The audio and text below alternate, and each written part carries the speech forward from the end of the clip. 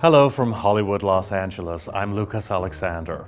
Thank you for watching this R.I.P special featuring the great American actress Piper Laurie. It's the 25th of January 2018, and Piper Laurie just turned 86 a couple of days ago. Still going strong, Piper Laurie is in 2 new films soon to be released in 2018, Snapshots and White Boy Rick. I sat down for a very candid and honest conversation with the legendary Piper Laurie about her life on and off the screen.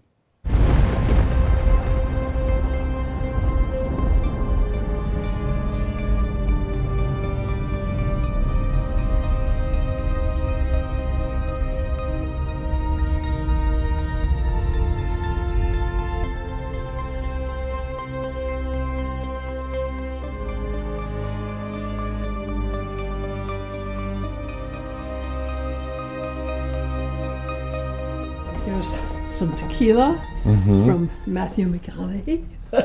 Oh, he gave you that? Yeah. Wow. Gifts from various people who like Carrie. Oh, look at that.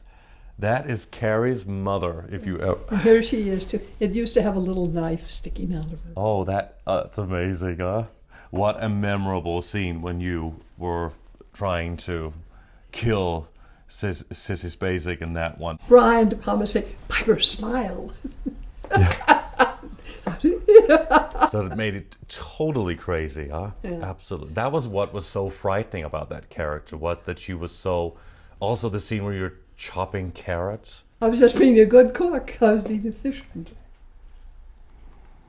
Piper Laurie, one of the truly great American actresses and a legend of the Hollywood golden era. It's absolutely wonderful seeing you again, and it's great to be back here in Los Angeles. And first of all, happy birthday. Oh, thank you. Thank you very much. It was just a couple of days ago that you celebrated your birthday, and it's so great that you're still going strong and looking as great as you do. Thank you. Thank you. I haven't been aware of my age until the last year or two. All right. It was kind of fun getting a higher number every year, for the birthday. Mm-hmm. Are you proud of your age? I am. I think it's amazing. And can we say your age?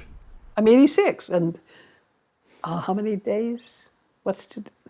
And 4 or 5 days? 4 days, yeah. 86 yeah. and 4 days. Yeah. That is amazing. Yeah. That means you are 4 years short of 90. Yes, I'm 90. I'm telling you, I'm having a big party in 4 years. Yeah. How did you celebrate this one? A friend took me to the Norton Simon Museum. I hadn't been there in 30 years. It was a wonderful day. I was exhausted when it was over, but it was really extraordinary to see old friends on the walls. On the walls? Yes. Yes. Rembrandt and those old friends. Oh, those old friends. Yeah. Have you always been interested in art? We all know you as an actress, of course, but you're also an artist.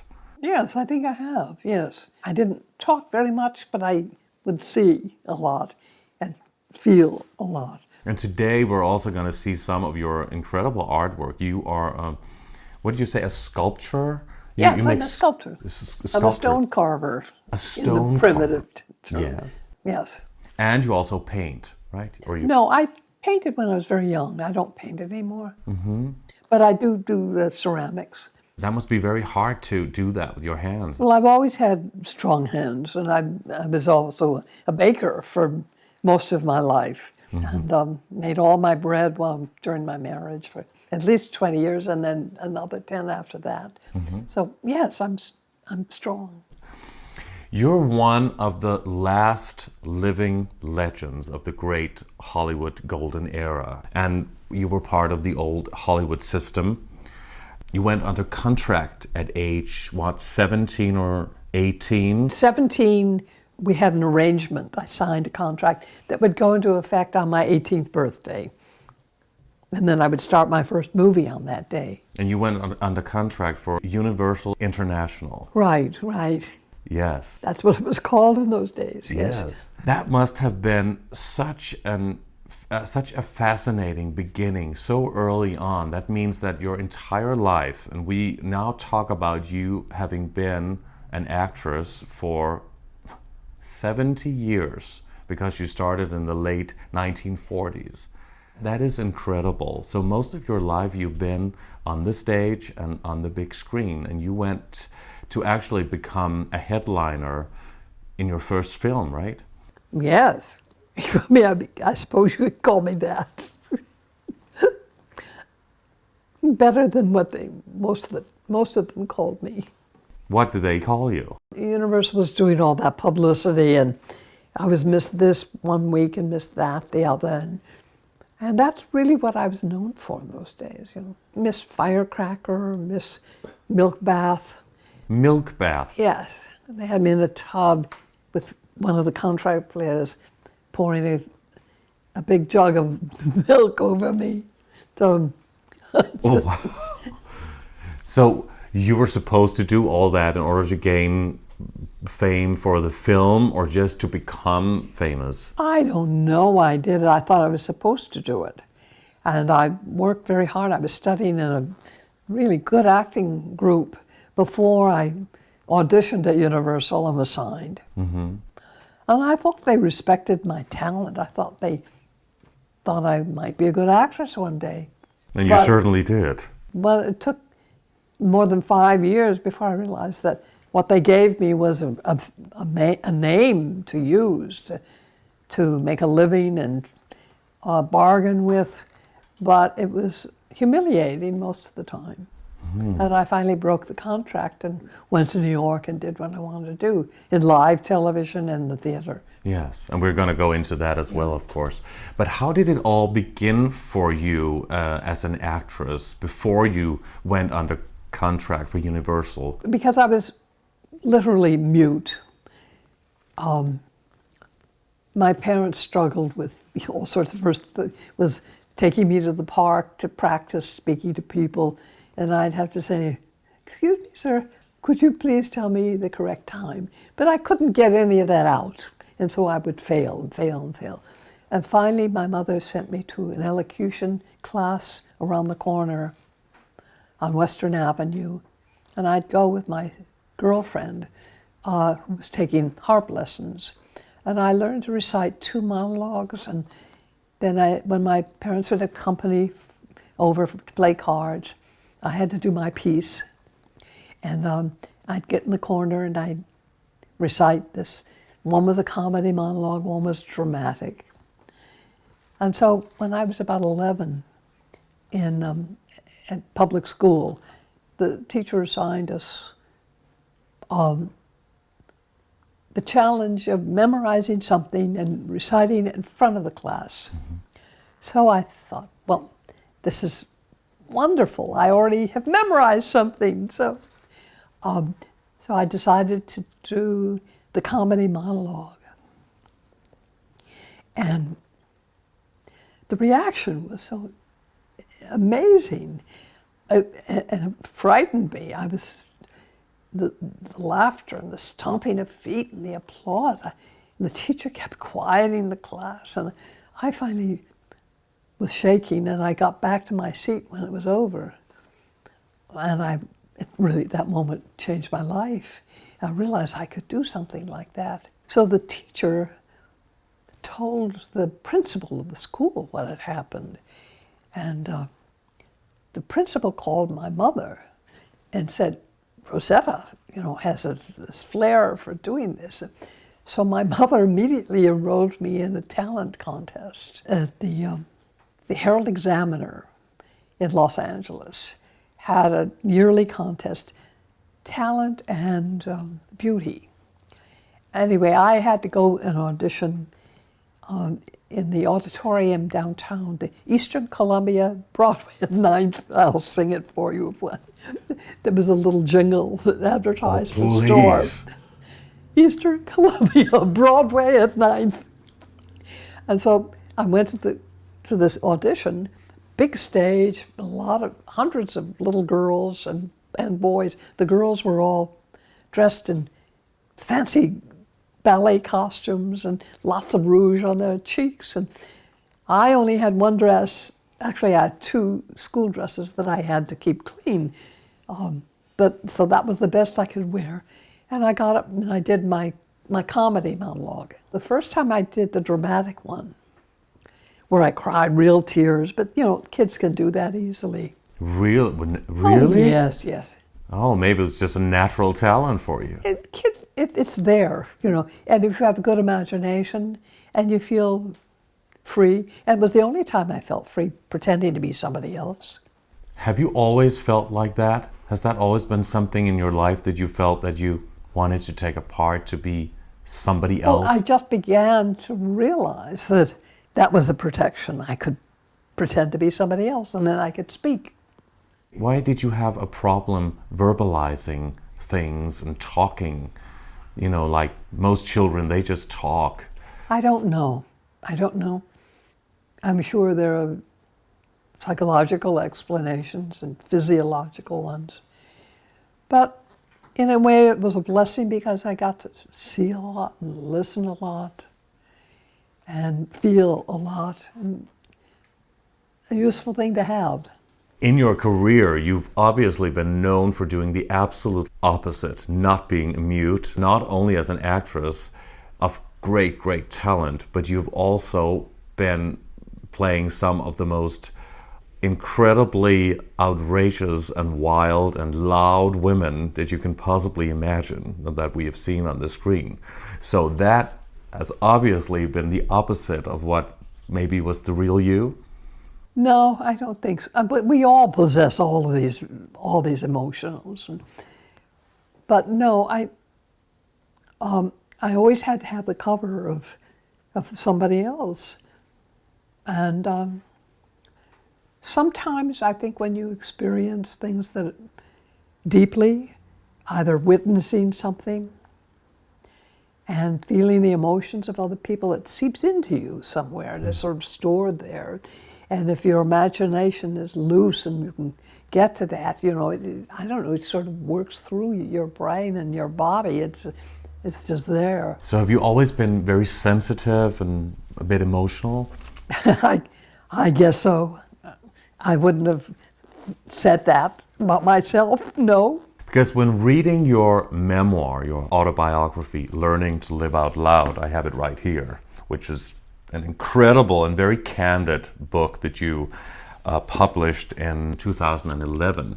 You speak very openly and candidly about a lot of things that you previously have never talked about and things that were not out in the open. Right. And some things that people learn about you was that you were placed in an institutional sanitarium for children. Right. At the age of 5, 6, or how old were you at that? Just when I became 6. Although you had a home, you had your parents, you had a life with your family. Why did they put you in this institution as a child? It was at the end of the Depression.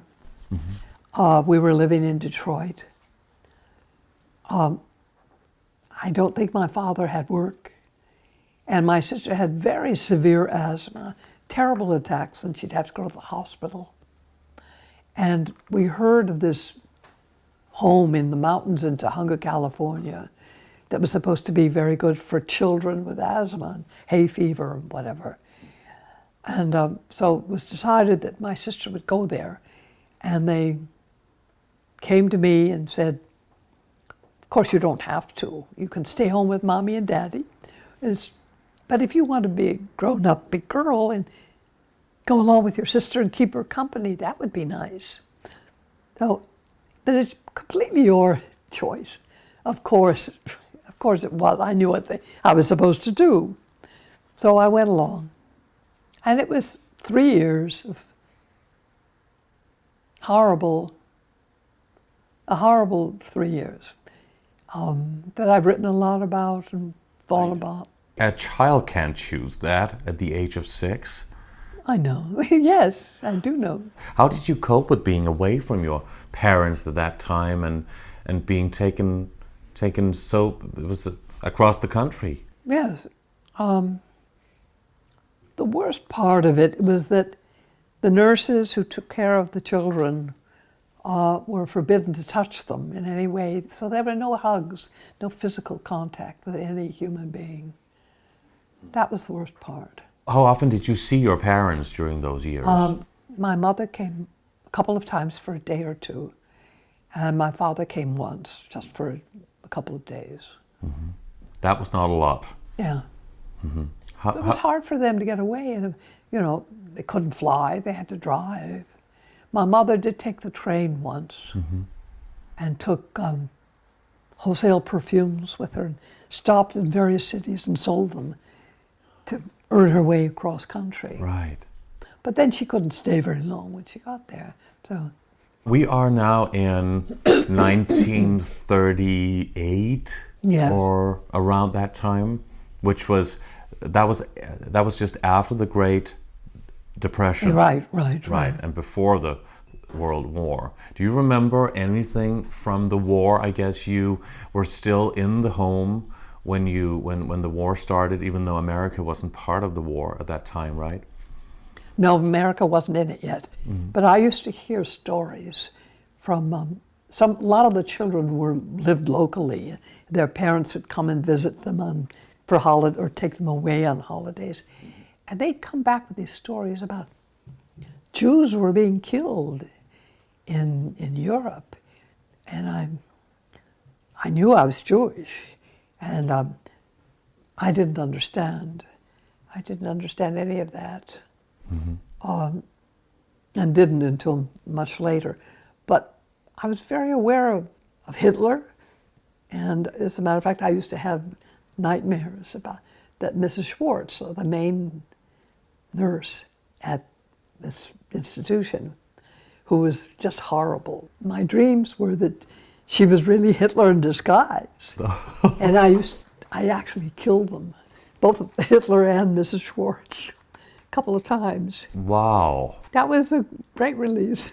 That was great. Yeah. So you already had a bit of Carrie's mother in you at that time, maybe. Maybe. What would they do there? Were they just cruel to children, or to you, or? Well, the first and most important thing is that I wasn't with my parents. And the other was, there were so many restrictions. I was the only one there who was physically in okay shape, except that I was very silent and I didn't speak to people.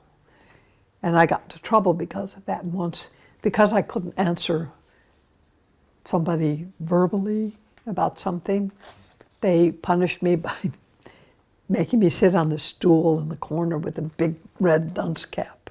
And for a long time, you know, it's made out of paper or cardboard or something. Yeah. It's about so tall, it's cone, and it fits on your head, it sticks up. Why did you have to sit with that? So you look stupid, and it's punishment. It's so everybody who goes by knows that something's wrong with you. That's traumatic, huh? When did you and your sister leave the home? It was about 3 years later. A very difficult time, because it was the only thing I dreamed about, wanted in the whole world, to go home with my parents. And then when I found out I was going to do it, it was so disturbing, because it was scary to me and disappointing. I thought I was experiencing this joy, and I didn't. And I realized that this place was my home. It just had become your home. It had become my home, and it was scary to think going with my mother and father, who I hardly knew anymore. It was very uncomfortable for a long time. Please talk a little bit about your mother, because in your book, when reading about her, she certainly seems like an extraordinary and eccentric, dominant, a little bit unpredictable, rather dramatic lady. And I think that actually says a lot about your childhood as well. If you could talk a bit about your mother and how she influenced you. I think she was a remarkable woman who was very sad and probably married wrong, and certainly married poorly. broke an engagement to a very wealthy lawyer.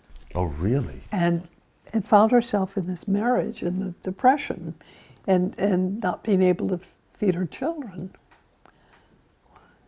And I think she was a very talented woman with desires of, she used to take us to the movie palaces when I was 2 was my first experience. In Detroit. In Detroit. Yeah.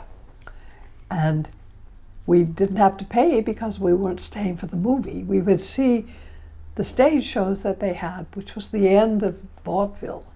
And they'd have, an hour and a half show that with great entertainers, Bill Robinson dancing, and I saw Jane Withers on stage, who was in a movie, and a lot of really great acts. And I heard an orchestra play for the first time, which was terrifying, but beautiful and thrilling. You remember that at age 2? Yes, I do. Age 2? Yes. Wow. And I crawled to the floor of the theater. I was sobbing with terror. And I remembered how cold the floor was, and my mother, Sissy, she pulled me up onto her lap. Oh, do you want to go? And I said, no, I didn't want to go. It was thrilling. So you kind of already knew at the time that you wanted to go in that direction. I don't think I knew it, but my body did. Yeah. And she had a fabulous sense of humor, and she was wild, and she would dance at home sometimes and kick her legs up like she'd seen some of the actresses in the movies, and sing, and she wasn't trained at all. But there was an actress in there? Definitely a performer. But her only outlet was, I have to be careful how I say this, but when she was frustrated, had a very huge personality and would let all that rage out. We were on the street, my sister and I, my mother, shopping for the groceries for the week. And we came out of the A&P store, and the manager of the store, we had our groceries. The manager came out, stopped my mother, said, "Wait a minute, lady, your daughter stole a bag of Red Hots," pointing to my sister. Oh. Those little cinnamon candies. Yeah. She had a little bag of that in her pocket. She put it in her pocket. Yes. Mm-hmm. And my mother, I remember, she turned such a red color, and she looked to my sister and said, "Sherry, did you? Did you?" And I could see she was so humiliated that her daughter would steal. Yeah. And she put her hand in Sherry's pocket, and they were there. And then she just let out this thing. Whoa! I'll break all your equipment here. "Oh, I wish the earth would open up and swallow me." And it was a magnificent performance. Wow. But that's the kind of thing that happened at home if she was unhappy with any of us. Then she'd go totally ballistic. Yeah.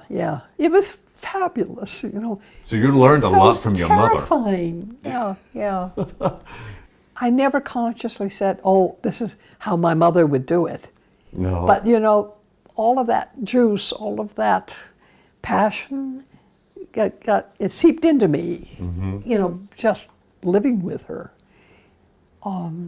even though I didn't get to demonstrate it. So when I became an actress, it was kind of there to use. But in the first few years when you played, you were very beautiful, and you played those very nice, charming, funny girls in all those big Hollywood glossy films, and they were color films, most of them at least, even though it was at the early stage of that. So you didn't really get to express that talent yet, which came later, where you could really go into a role. I didn't get to do it until I broke my contract, and in my first live television show, I had a real part. Yes. Talk about some of the first films that you did, the ones that you actually didn't like. But today they're nice and they're fun, and it's great to watch them. Do you have any fond memories, or are there any of those that are favorites of yours of the early days? Well, Ain't Misbehavin' is a terrible movie. You think? Oh, it's terrible. However, I worked so hard to sing and dance. I don't think that those movies have survived physically. They're not available. And I heard some years ago that when there was a fire at Universal, and a lot of their stuff that they had in storage burned up, was destroyed and not replaced. And I've never really been able to find out whether that's true. Was Tony Curtis in that one? Ain't Misbehavin'? No, Rory Calhoun. Oh yeah, yes. And Mamie Van Dorn. who is still looks incredible. She's in her 80s also, I believe, and She might even be older than me. that's incredible. Yes. You're still going strong, both of you, huh? Yeah. So working together over 60 years, 60 some years ago, that's incredible that you still have peers from that time. Right. That one was, of course, special because you were singing, and you did several great numbers in that one, which is some of that is online, and you were dancing a lot, and that was the time. I wish I could see it. It'd be very encouraging to me. Yeah. It would be great fun. That would be wonderful if you could direct me to that. Absolutely. So that one, Ain't Misbehavin', is a favorite. It was also very painful. I worked so hard, and I went to the sneak preview with my dad. We got into disguise, and we sat in the balcony of the theater, and a bright young couple sat next to my father, and they commented through the whole thing about how horrible I was. And Really? yes, it was so painful. Because my father, I could have taken it, but my father was sitting there. Yeah. And he had always doubted the justification for his hard-earned dollars going into lessons from me. And it was so painful. And I think we were in Santa Barbara, and the 2-hour drive home, he didn't say a word, just... So he was affected by what they said instead of just seeing what was on the screen. Yeah. Did you ever get any praise for your work by your parents? That was one of the givens with my parents, because they thought it was a no-no to praise their children. It was just not cool to do that. So that didn't give you a lot of self-esteem from No. their support. Yeah. When was the first time you actually felt that now you had arrived? Now that was some support for you? I think it was after my first live television show, Robert Montgomery Presents. Right. Quality Town was the name of the show. Lee Bowman played my father. And it was a miracle I was offered this show.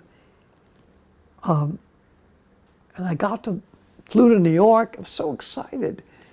But nobody would take a chance on me. This girl who posed in bathing suits all the time. But now I was free from Universal, but nobody would give me work. And they thought I couldn't memorize enough to do live television, but suddenly I got this offer. And it turned out, the first day of rehearsal, I sat down at the table in New York, and right opposite me was my old friend from acting class in Los Angeles, who had recommended me to the director and said, she's talented and she can do that. So they took a chance and they offered me the part. And we had, I think, 10 days of rehearsal. And there was a big emotional scene at the end where I get up on a table and I take the portrait of my mother in the story and I throw it. And unfortunately, in the live show, I hit the camera that was shooting on me and it was shaking. It was an amazing effect. But anyway, the next morning, I had an appointment to go up to see my agents in New York, the William Morris office. I'd never been there because they couldn't, there was no reason, they couldn't get me work. The Universal wouldn't loan me out. So I went up in the elevator, and the head of the New York office was riding up with me. And he's, "Oh, Piper, come in." And I just had lunch with Joe Mankiewicz. And he said, "I saw the most wonderful performance last night on a show, this young girl," and he described it, and the agent said, "Well, that was our client, Piper Laurie." And anyway, he told me this story, and I didn't believe him. I just thought it was, I just couldn't believe it. And so he said, well, he got to the phone, he called Mankiewicz, got Mankiewicz on the phone, who told me the same thing. And that was, I sobbed, Because it was a newfound recognition. Yeah. That was when somebody, because I'd been criticized very severe. I can't talk anymore. I'm getting so excited about this. But I've been so criticized publicly. Had you really been? Oh God, and the reviews and everything. And sort of really put down all the time. But did they do that to a lot of young starlets at the time, or did you feel particularly? Well, Universal really were gung-ho about publicizing me, and I was in the newspaper every day, and all the fan magazines, and with Tony Curtis and our new young, so much publicity. But that's what they're doing today with reality shows and lots of people that actually don't have talent. The public assumes that it's overdone and nothing is real. None of it's really good. They just assume that. So. You have a funny story also about them having you to eat flowers. Ain't funny. Well, now it is. No, it was one of the first things they put on me, and it came out of the first movie I did, Louisa, where one of the characters tosses marigold petals into a salad, and the publicity man on the set, I even remember his name, Fred Banker, said, "Oh, Piper, I have an idea." And he called all the wire services in town. He said, gave them all exclusive interviews. And every day I'd have lunch with them and demonstrate how I was always eating flowers. That was really my diet. And the commissary would make these elaborate salads and dishes with real flowers, and I'd eat them. Flowers that you could actually eat. Yes, they weren't poisonous. Yeah. I signed a contract that said I was supposed to, be cooperative, and my morals were to be good, and all, and I'd never signed a contract, and I was 17 when I signed it. Somebody took me to a judge in Pasadena to see the contract while I signed it, a family friend. And afterwards, the judge took me inside. He said, "Rosetta, let me tell you something. It's important. Don't ever let people know you're smart." Really? Isn't that awful? That is the strangest thing of her. Yeah. Why would that be? It's for a girl not to be too smart at that time? Exactly. That would take something away from the sex appeal, if you will? I suppose. Also at that time, and when I was finally signed, I got less money than Tony Curtis did when he was first signed. Really? And Yeah. you started out together, didn't you? Yes. And I was starred in movies before he was. You did several films together as headliners. Quite a few. Yes. Quite a few. And Yes. at that time, it wasn't equal pay No, for he women. always got more. Was that something that happened all through your career until a certain point? Yes. In your early days? Yes. Well, it's still happening It's still happening with men and women. Mm-hmm. Except for, extraordinary stars. Women stars, yeah. So it's still not equal in that way in terms of pay today? Absolutely, yes. Not? No. What is very recent today? We're hearing all these stories that are coming out now, Yes. especially about what happened with Harvey Weinstein. it's become almost a feminist movement that is happening at the moment, where a lot of women are coming out finally, talking about what is going on in Hollywood, or at least some of it, and what has happened to a lot of actresses, even though it also happens to male actors, which they may not even talk so much about.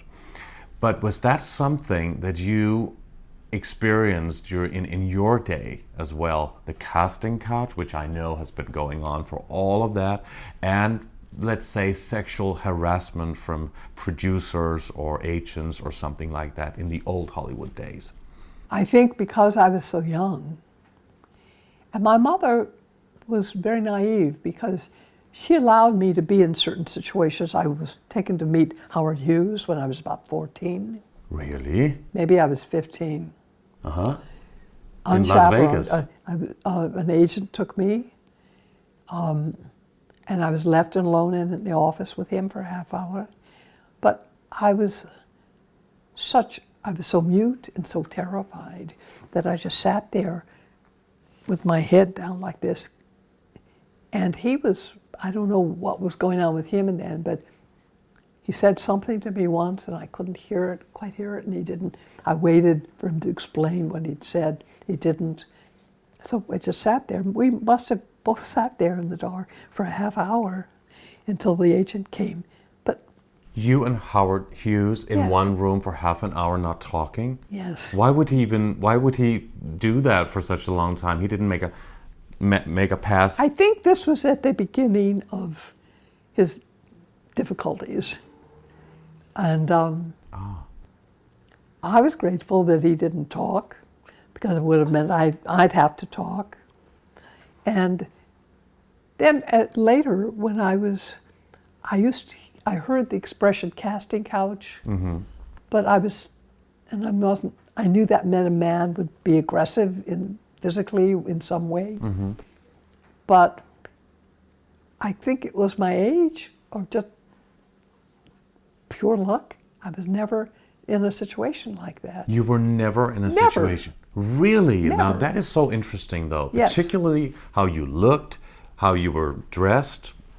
For Yes. early 50s, that Yes. was not a lot of clothes Yes. of some of those pictures. And you did not have that experience. No, I didn't.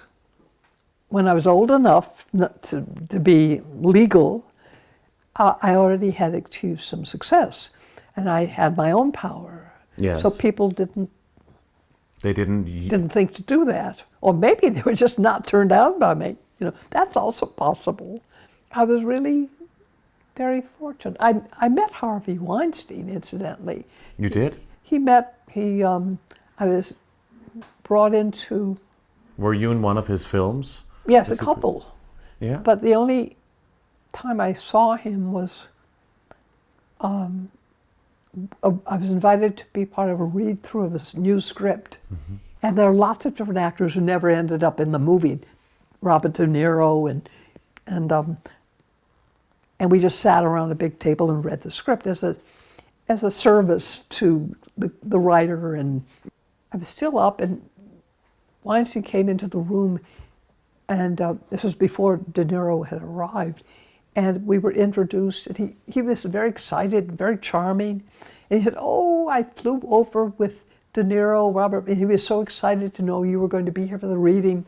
And I think he gave me a hug, but he was very warm and charming. Mm-hmm.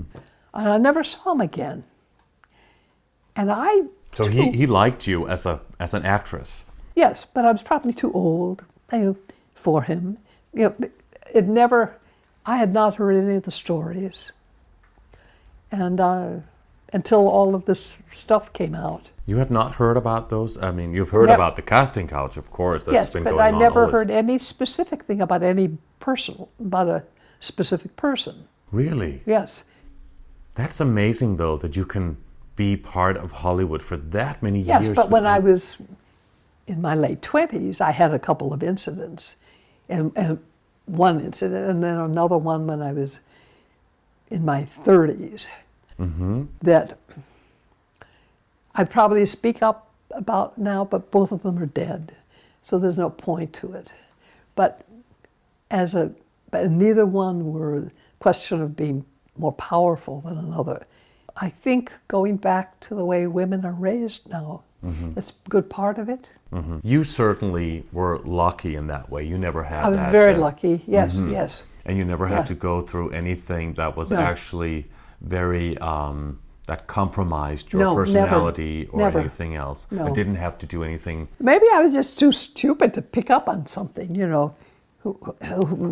Maybe, I don't know, but I didn't. It's good to hear some good positive stories about that. And I think there's even a bigger, let's say, stigma or something that is even a bigger secret, that is that men also occasionally go through something like that in the business as well, and that's probably even more difficult to talk about. Yes, yes. This is so complex.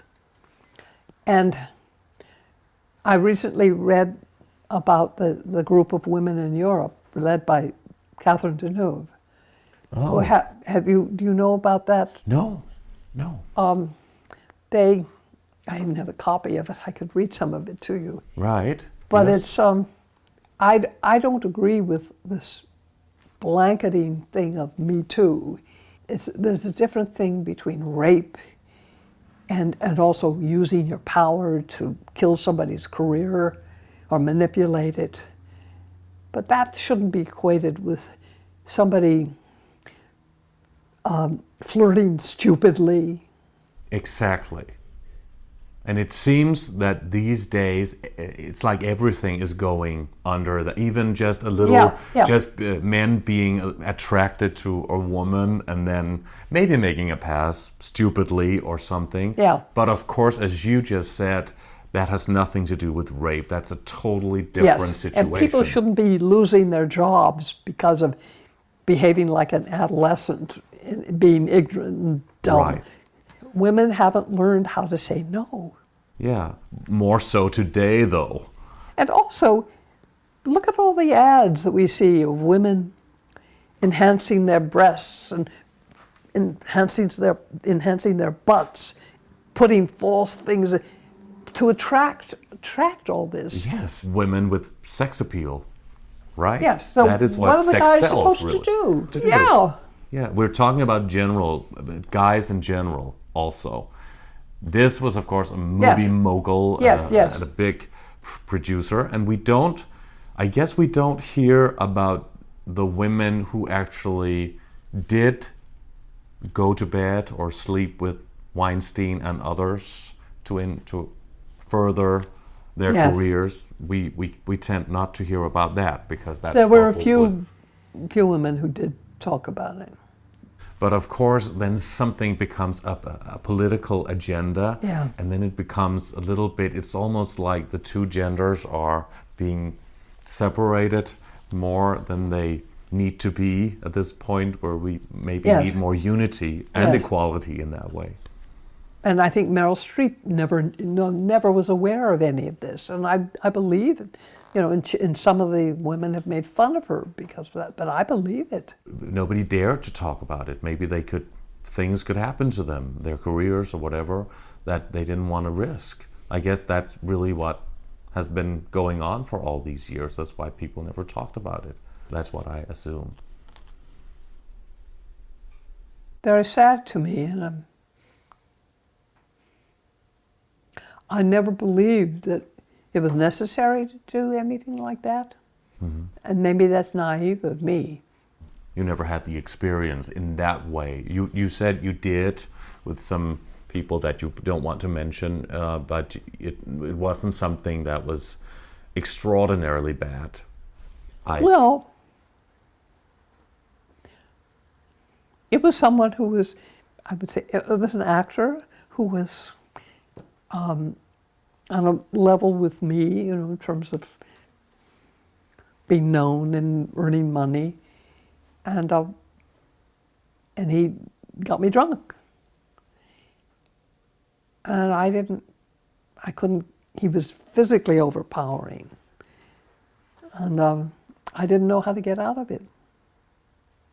Oh, so you did kind of have that experience. Definitely, but he didn't manipulate me. He didn't say, you know, I didn't feel that if I had to do something because he because I wouldn't get a part, or No.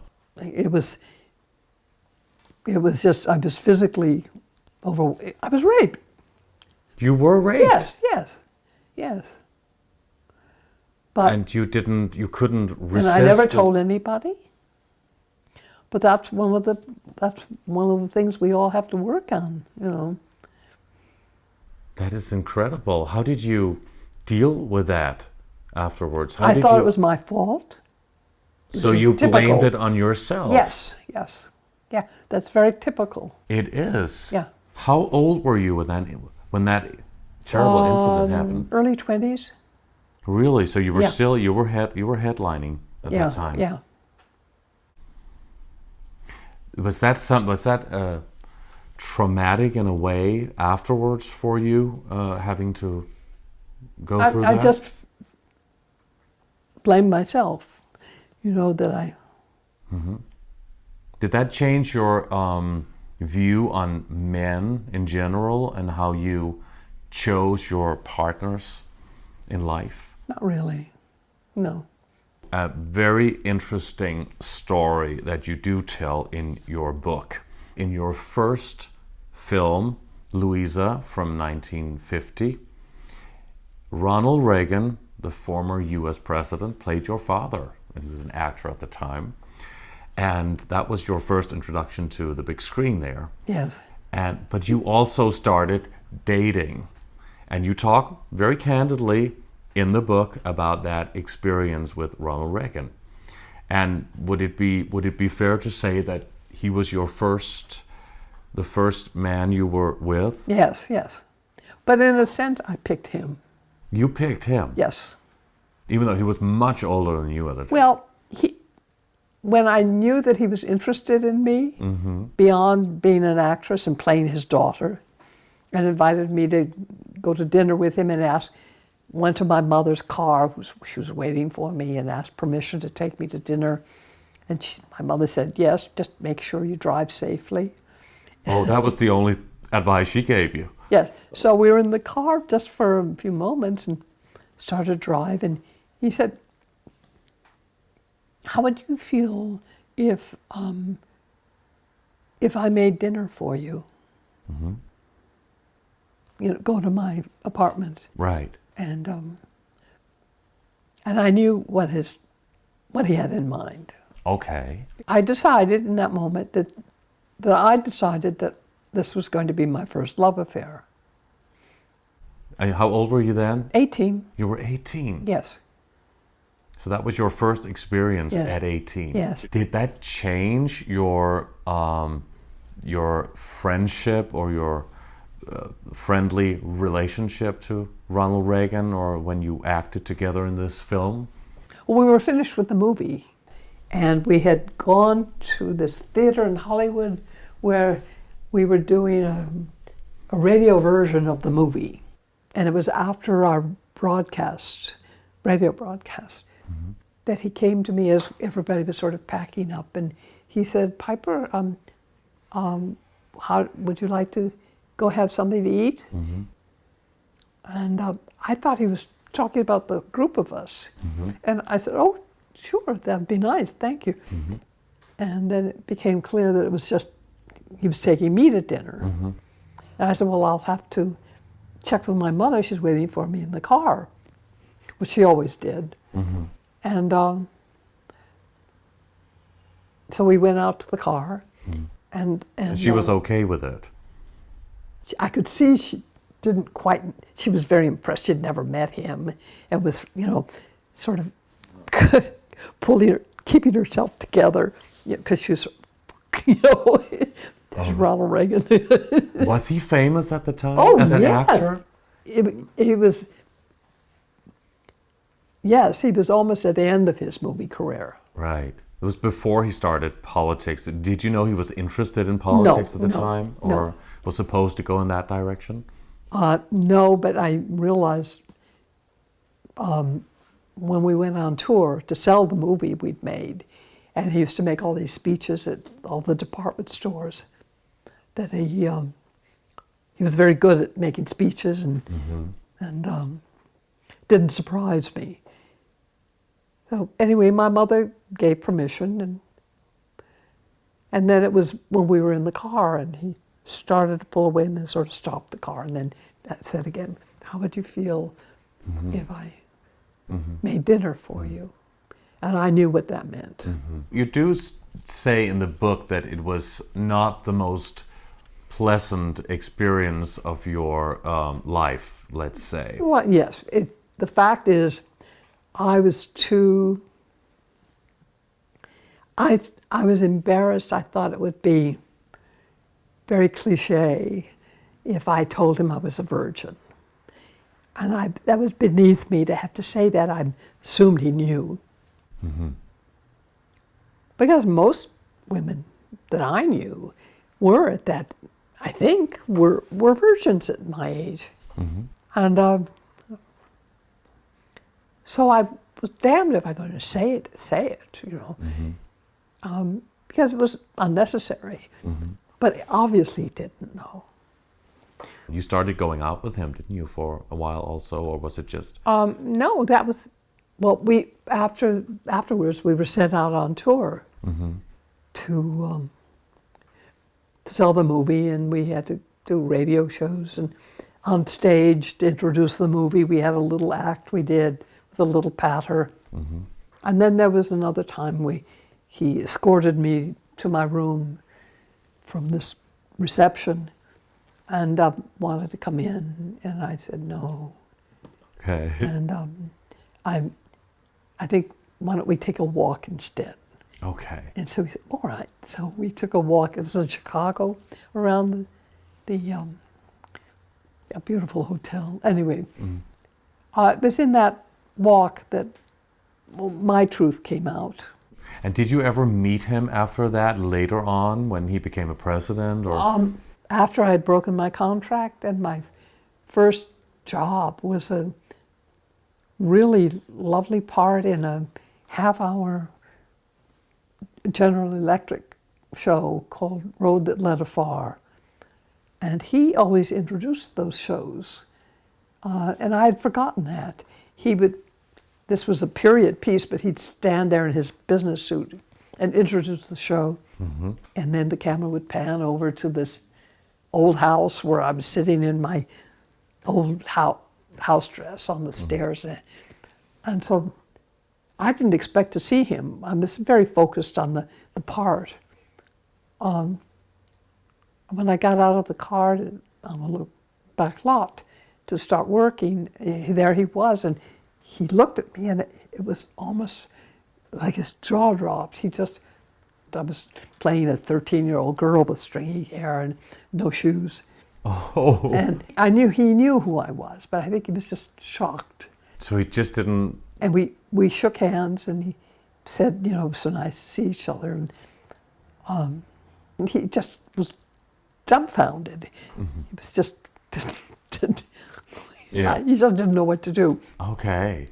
And that was maybe 4 or 5 years after the last time I'd seen him. Right. Lots of things. And there I was looking 10 years younger, because I used to try to look older. Yes.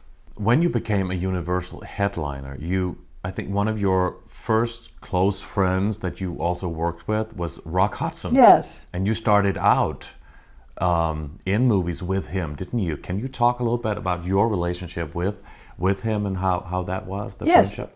We both auditioned at the same time at Universal. And they put us together in a scene to film as our screen test. And we were both signed. But all that time waiting, you know, before and during and after, we had a lot of time, and we used to go out and have a lot of fun and go to the circus. And my mother used to feed, he had no money, and he loved to eat. And so he was at our house a lot eating. Right. And everyone who's loved him says the same thing about him, women especially. What a great friend he was, and what fun it was to be with him. At that time, Rock Hudson was known as somebody who was, let's say, sexually attractive to women. Wasn't that how he was Oh, presented? yes, definitely. And also those were the roles that you did with him, played together. You played always a couple. Were you aware of his sexuality at the time? And was that like an open secret in Hollywood that you just couldn't talk about because that was the time? It's very peculiar because he was the first guy that didn't try to hit on me. And so I just thought, well, I guess I'm just not his type. That's how you saw it. Yeah.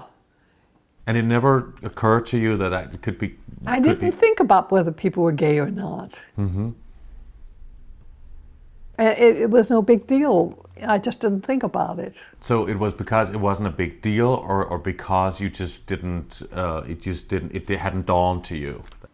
I think I must have. Yes, of course I did.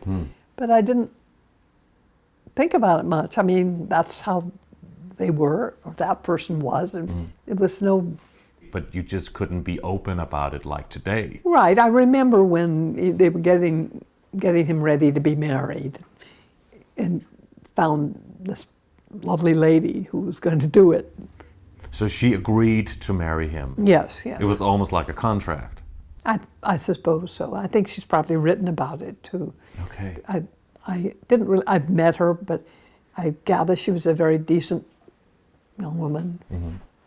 It wasn't an actress? No. Were you at the wedding? That seemed like a big deal to me. I mean, I was aware that in Sophie Rosenstein's office, where we had our acting class for the contract players who weren't actually working in a film, and I got to go to a few of those.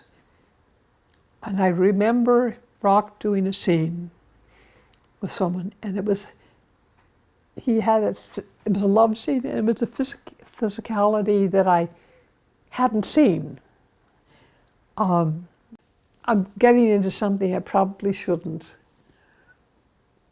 but it seemed more violent or aggressive physically than a male-female love scene. Okay. And it surprised me. You didn't know him in that way? No, you had no. never done love scenes in films together with him? Yes, we had. Yeah. Yeah. What are we having tonight for dinner? Hamburger. Yeah. Oh, that was the love. That was the extent of the love scene. In our test, one of my lines was, "I love you like this, seeing you like this, all stirred up with fire in your eyes." You have a very nice scene with him in Has Anybody Seen My Gal? From '53, I believe, when you are singing in a car and you're also dancing like Charleston. Yes. And what was it like doing that film? Also, it was in fact James Dean's first appearance on the screen. But I didn't know until many years later. My Uncle Maury called me from New York. He said, "Sissy, I just saw James Dean in that drugstore scene with you." I said, "What?" And yes, he was there. He was an extra. You never talked to him? No. Or as far as you can remember? No. How about Marilyn Monroe? Did you ever meet her? You were stars at the same time, just in different... Right, we used to... she had her picture in the paper as often as I did. And then later hers was in more. But there was a period of a few months when my name would be under her photograph in the newspaper and vice versa. Oh, that's fun. And what? And she wasn't well known yet. So she started but didn't really get a break until later. Was it not common that actors and actresses from different studios met each other? Didn't they meet, or didn't they cross over at that time, or did they kind of stay Often they there? didn't cross over. There was one night we all went to a benefit something downtown at Shrine Auditorium, and Joanne Woodward and Paul and Lee Remick and her husband, and Don Murray and his wife They were there. It was the first time I'd ever seen them or met them. But, you know, it was just a moment. You know, we didn't really spend time together. So everybody knew each other, but basically from We'd film. seen each other in fan magazines. And then later on, you of course got to work with Paul Newman, and that was it Fox for Fox, The Hustler. No, the first time I worked with him was I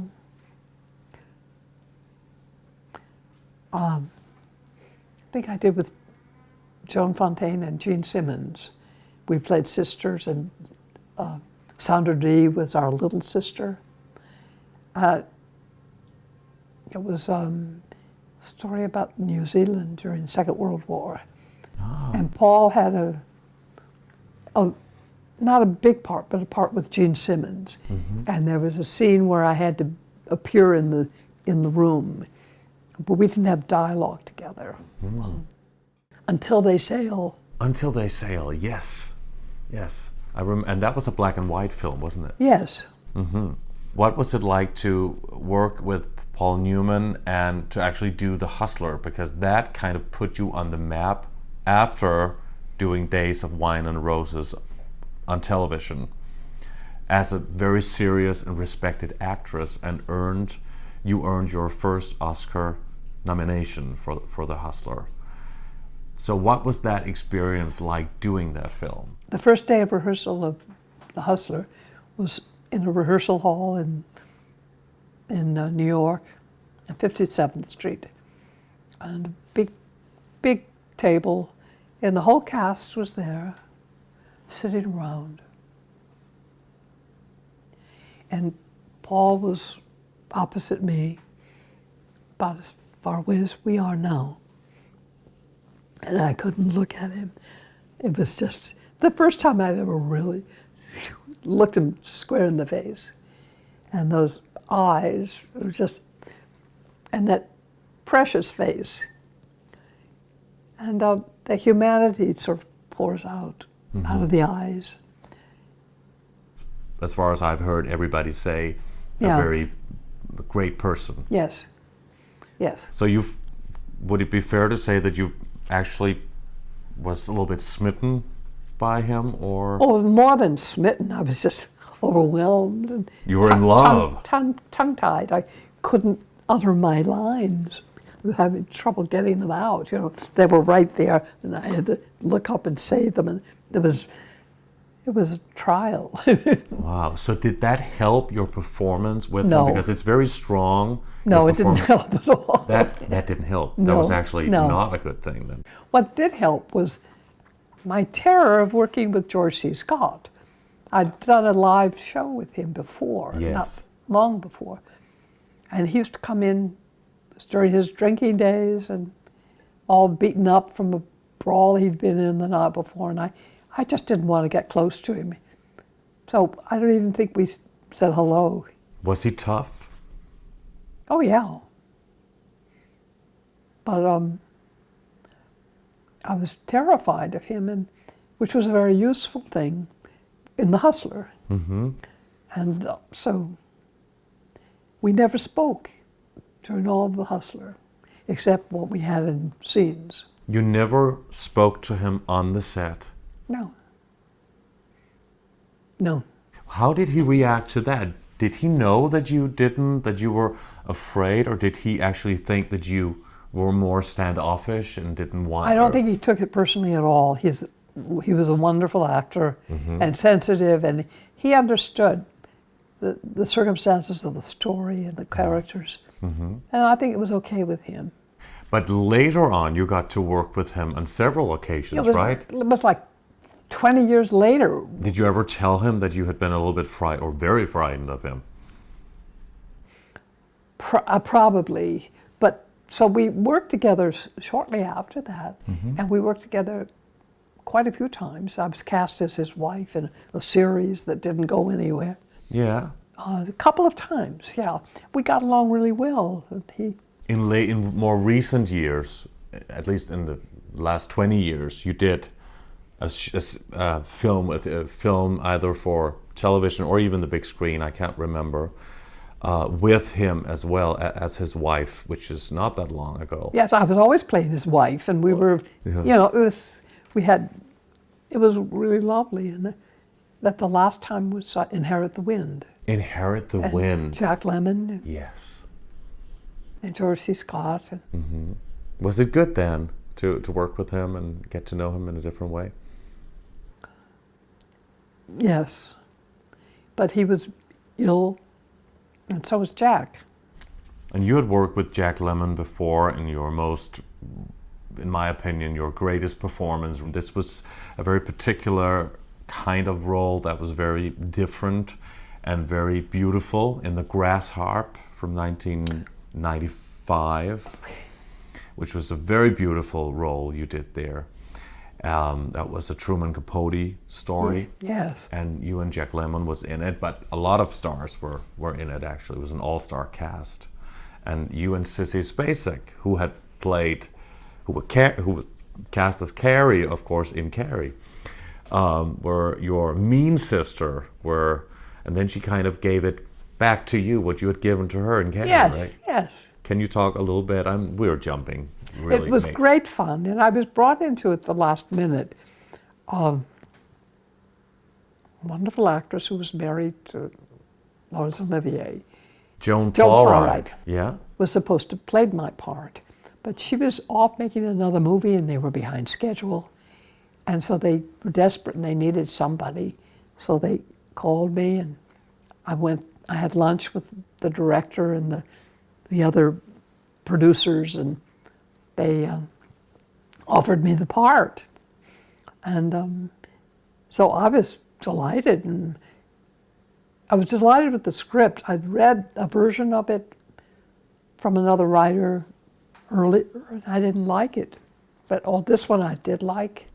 But it was an amazing film, and with an all-star cast, you actually turned out to be the star of the film because of what the character.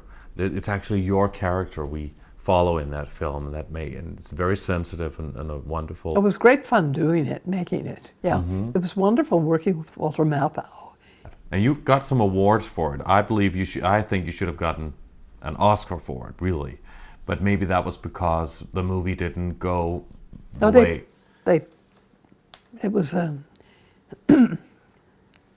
don't really know the truth, but I can guess the truth that the film company were pissed off at Walter and his son who directed it because I think they wanted more money or something, or they were angry because we were so poor. The bagels had to be cut in half. Really? And Walter kind of called somebody on lunchtime from our location in the South to an important writer on one of the trade papers and just spilled all of his anger out. And they printed it, and I think the producers who were with the movie were just so angry and embarrassed. Really? That they just were so I had a terrible cold during that production and lost my voice. Yeah, you used a very different, very sensitive voice compared to the Piper Laurie voice we often hear in films. I lost my voice during the shooting, and I was using a very high voice anyway for the character, but with the cold and sore throat that I had, it was even higher. And it was just, I thought it was just not what I wanted it to be. And they promised, and I always shot, even no matter how sick I was or had a fever, I always showed up. So they promised me I'd get to loop all of that. So we got home, and afterwards they had a looping day for me, and I should have had maybe 2-3 days to do it. And they shooed me out of the room after about 2 hours. Didn't let me do that. And then they released the movie and pulled it after 2 weeks and never played another theater. Really? Yes. That is that's incredible. But your voice in that sounds great, and it was in Europe playing in cinemas. Well. Yeah, and also went on DVD and everything, and a lot of, at least a good amount of people saw it. I'm glad that it worked. Yeah. I just wish that I could have made it a little better. It was absolutely wonderful. And Sissy was so good in it too. And she had a special gold tooth made for that to wear. Wow. What was it like to work with Sissy Spacek in this film, playing like the opposite of what you had done in Carrie? It was very warm. I really love her like a sister.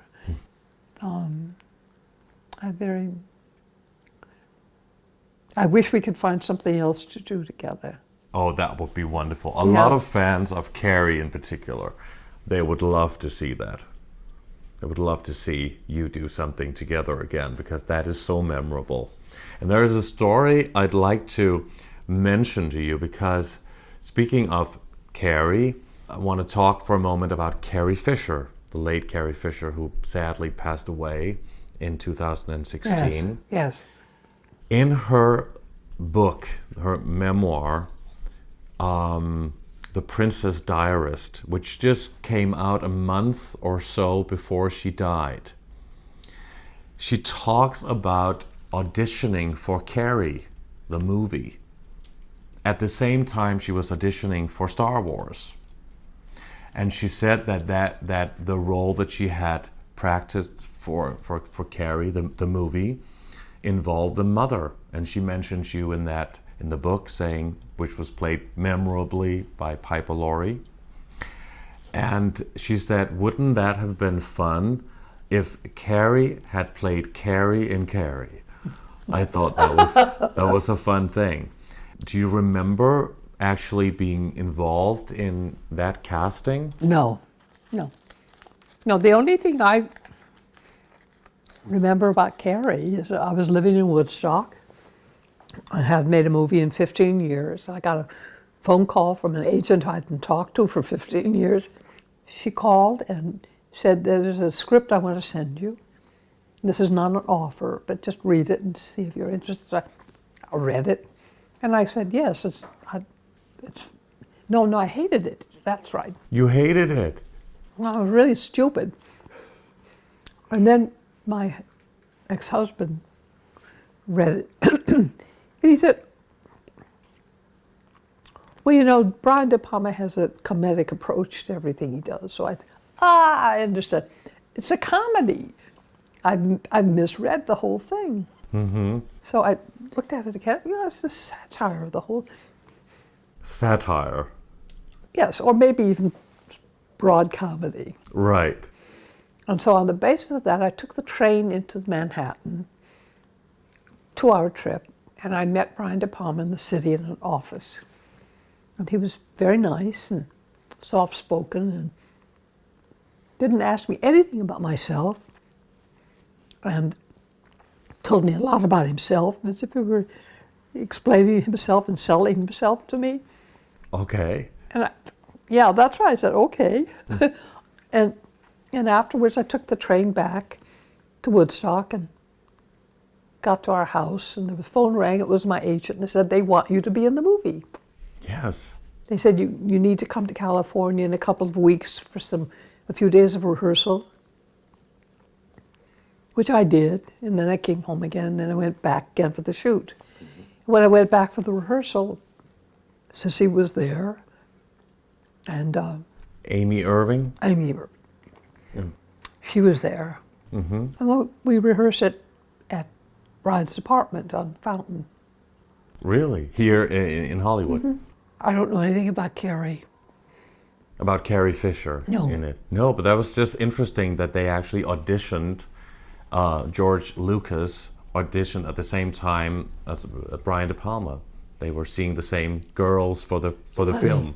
Funny. That's a funny story, though. It is. And she was talking about you in her book. But you obviously did eventually act with Carrie Fisher in Appointment with Death, this Agatha Christie crime mystery whodunit from 1988. And again, you play an outrageous, strong, wild woman in that one, who in fact ends up being the victim in it, in that film. And you were very cruel to Carrie Fisher and, in fact, the rest who was in that in that picture. And that was an all-star cast: Sir Peter Ustinov, Sir John Gielgud, Haley Mills, Lauren Bacall. Do you remember some funny things from that production with all of these stars? I remember a lot about it. And I think I didn't get to write much about it in the book because my editors were cutting everything. And Carrie and I spent a lot of time together. We had a lot of off time. So she and a couple of the other actors and I would take these day trips. Mm-hmm. So we got to see, it was all in Israel. Mm-hmm. So we got to see everything. Mm-hmm. Carrie was very sweet. Every once in a while she would, her mind would go somewhere. And she'd be a little difficult to read. But most of the time it was very lovely. And we had a long afternoon visit waiting to be called while they were shooting in a little empty shop. Mm-hmm. And she was not aberrant or weird. She was just very quiet and mm-hmm. talked a lot about her life and mother. Mm-hmm. So, and I also confessed that I said, I almost was your mother because...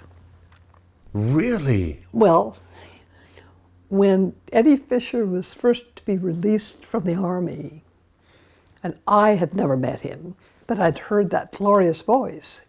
And I thought, I want to meet him. And I could always, at that time, I could date, anyone I picked out. And wow. And then I found out suddenly he was going out with somebody else. Debbie Reynolds. Yes. And I missed it. Oh. I was really ripe and ready, You wanted Eddie Fisher. Yes. Really? So you could, what did Carrie, she would probably have a laugh there. She enjoyed hearing the story. Didn't she? Yeah. But Debbie Reynolds, there are pictures of you and Debbie Reynolds in some old movie magazines from the early 50s because you had the same kind of, you were in the movie industry at the same time.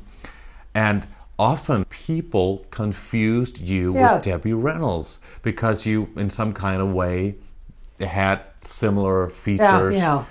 Was that ever annoying to you, or was it great, or how I didn't realize that until much later. Mm-hmm. But there is a picture in this book. Okay, Debbie is in it. There are about 6 of us sitting in a booth in a restaurant, mm-hmm. and everybody is gone except me. I know. Roddy McDowell. Polly Bergen. John Barrymore Jr., Debbie.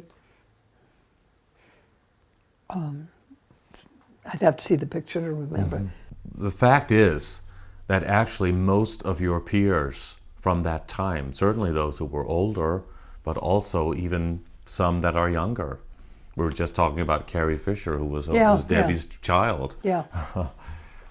Are gone. You're one of the really last ones of the people of the old studio system in Hollywood, of the golden days, I suppose you can say. How do you feel about that? Because it's an amazing journey you've been on, and you're still going strong. Just made 2 films recently that are coming out in this year, 2018. Still working. That's amazing. It seems strange, funny. I mean, it's gone so fast. Life. I heard somebody say something about that. You know, I wish that I had realized it was going to go so fast. And I haven't felt that until just maybe the last year or so. Your story is quite amazing. And you also talked about something in that distant past now from 1952, which I believe was a little bit of a controversial moment in your life. Because you were dating a politician named David Schein, who were involved in the Joseph McCarthy hearings, which was a communist witch hunt in Hollywood, and not really, they went after people who weren't even communists. Were you aware of what was going on when you were dating David Schein? Did you know about what actually was happening at that time, which was a terrible time in Hollywood? This is a hard thing to talk about because I'm so ashamed that I was so stupid and uninformed. I never read a paper. And it took quite a while before I understood. The same way I don't know anything about Weinstein. I didn't know anything about politics. I was making movies, one after the other. Yes. And when I wasn't making a movie, they'd send me out on the road to sign autographs and publicize the movies. I don't think I ever had a vacation. So I was just so shallow and focused on myself and what I was supposed to do, that when I was introduced to this tall, very handsome young man at the Coconut Grove, at the Ambassador Hotel, and my escort said, "Oh, there's a fellow for you," as we walked away. And I said, "Well, why?" He said, "Well, because he owns the joint, and also he's Jewish." And so the next day, that fellow called my date and asked permission to call me. And so my date calls him was not really a boyfriend, he was a friend. He said it was okay to give him your number. So I said, sure, be interesting to go out with somebody who isn't an actor or in the business. And so he called, and I've always found it very amusing because here's this millionaire who came to pick me up, and we went outside. There was David Schein. Yes. Okay. Who owned all these theaters and hotels. And we went outside the house, and there was no car. And I thought, oh, maybe his chauffeur parked around the corner or something. Huh. And this way, and I walked with him. And he said, just over here. We went another block. And I'd want, You were expecting something else. Yeah, and we're almost there. And we got to Wilshire Boulevard. He said, "You don't mind taking the bus, do you?" Really? And I thought, well, I don't want to be a bad sport. So I said, oh, no. So we got out of the bus, and it was about 6 o'clock, and the bus was crowded. And at that time, a lot of movies were out, so a lot of the passengers, it was clear they knew who I was. I thought I was familiar looking. So they were watching both of us. And then we rode about 2 miles to the Ambassador Hotel and got off and went in and had a nice dinner and danced. And he took me home. There was a car that he drove me home. And he gave me a little kiss on the cheek. And he said, "Are you free tomorrow night for dinner? Because I have to go back to New York." And so I said, "Sure." And so he came again. And again, we had dinner. Yes, on the bus, he presented me with a little present, a little box. And and everybody was watching. And I thought, well, you know, he's given me the present in public, I'll open it. Wow, that's So incredible. I opened it up. It was a little pink shaver, you know, for A shaver? Yeah, to shave your hair. And I don't. How unusual. And then the next date we had, that monstrous person, Roy Cohn, showed up. Right. And he showed up many times. Mm-hmm. He was much younger. People suspected that Roy Cohn and David Shine had Gay. something more no, than... I don't think so. But he was gay, Roy Cohn, Yes, that yes. said later on. And he was even more involved, or equally involved in the Joseph McCarthy hearings. But Roy Cohn at that time presented himself as I can't believe it, but charming, nice fellow. Mm-hmm. And he always brought a girl with him, pretty young girl. And once we were in one of the bungalows at the Ambassador before going to dinner. And the phone rang, and Roy Cohn said, oh, okay. Piper, you want to see? Oh, I don't even know why I'm talking about this. This is such a horrible part of my life that I can't believe I was that stupid. But it's very honest that you didn't know about those things. It has nothing to do with you. Yeah. It wasn't about that. So McCarthy was on the other end of the phone. Mm-hmm. And so I said, hello? He said, hello, Piper. How you doing, my friends there? I didn't know who the hell he was, you know. Right. And I didn't like small talk, especially with somebody I didn't know, so I gave the phone back. Mm-hmm.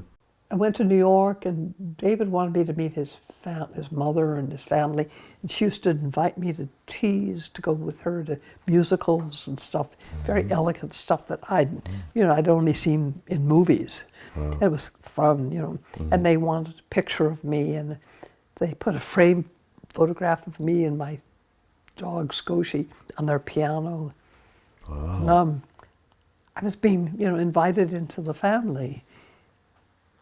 And you were never told about these things. He never involved you in what was going on and what he was. No, he showed me a little booklet that he had made, that he was putting in all of the hotel, right next to the Bible, in the drawer, and it was something about the Communist Party, and I didn't read it. I thought, oh, that's nice, something intellectual. But yeah. Then he got into trouble with his connection with Roy and McCarthy, and trying to get David out of his going into the army. And he got very involved, and he was really in trouble. And that's when I started picking up the newspaper and reading. And then I got all the newspapers. So it was actually through the newspapers you understood what he was involved in. Yes, yes. He never involved you in any of this, and you didn't know about it. And then he was very apologetic and wanted me to understand that the negative things I was reading weren't true. Mm-hmm. And then I had to go on location, Utah. Okay, yeah. And just as the hearings were beginning, and I wanted to know what was going on, and You questioned him about it. yes. Mm-hmm.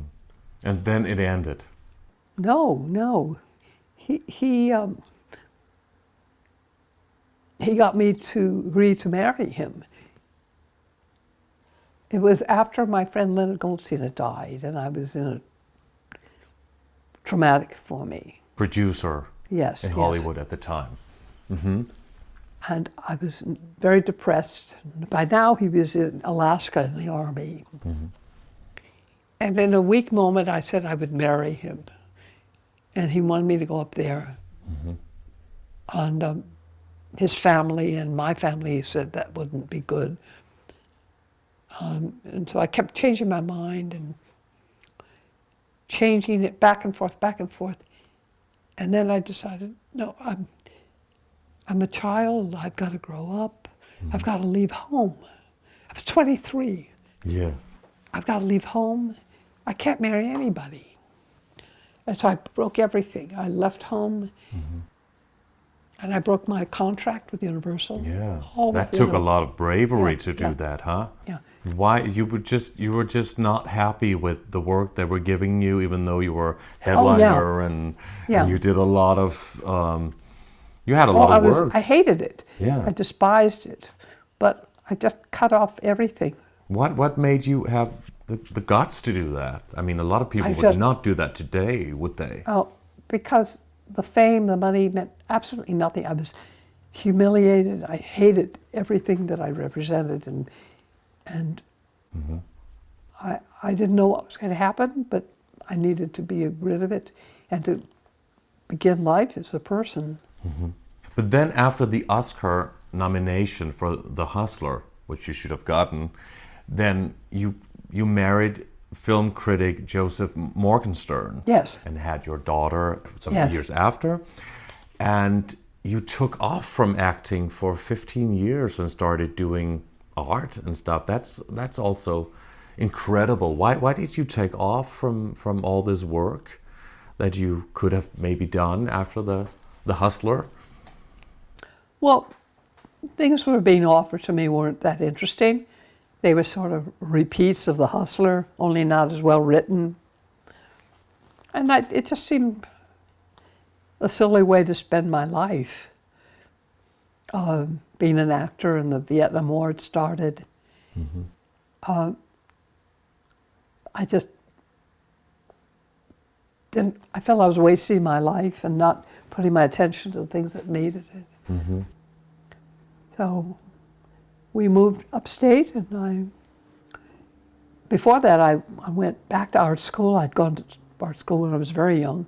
I went to the Art Students League in the city, and I was just doing a kind of catch-up of life drawing class, and I saw a sign that said sculpture class and arrows, and I followed it, and I heard this remarkable music, which turned out to be people hammering on their stone.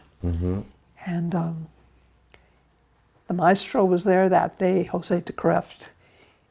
Anyway, I fell in love with the sound and with the material. I'd never seen people carve stone before. And that did it.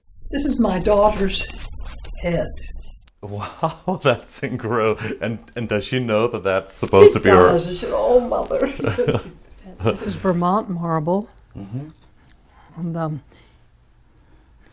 I went downtown and got a big square of the marble and put it on the stand when I got back to class, and walked around it for 4 days and couldn't decide what to do with it.